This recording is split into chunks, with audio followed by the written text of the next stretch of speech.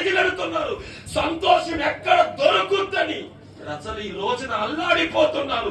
కుటుంబాల్లో ఉండలేక, కన్న వారి ఎదుట, కట్టుకున్న వారి మధ్యలో సంతోషం లేక, నెమ్మది లేక, ఆదరణ లేక, ఆశీర్వాదం లేక ప్రజల జీవితాలు ఈ రోజున అతలాకుతలముగా మారిపోతున్నాయి. ఒక త్రాగేవాడిని అడగండి, చెడ్డవాడు కాదా వ్యక్తి, ఎందుకు నువ్వు త్రాగుతున్నావు అని అడిగితే నాకు నెమ్మది లేదంటాడు.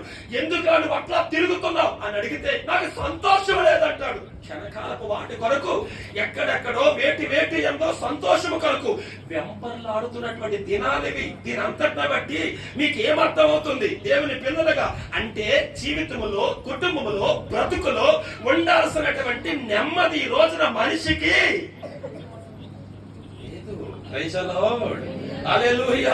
ఒక నిరీక్షణ కోల్పోయి ధైర్యము చెడి బాధాకరమైనటువంటి పరిస్థితులు మనుషులుగా మన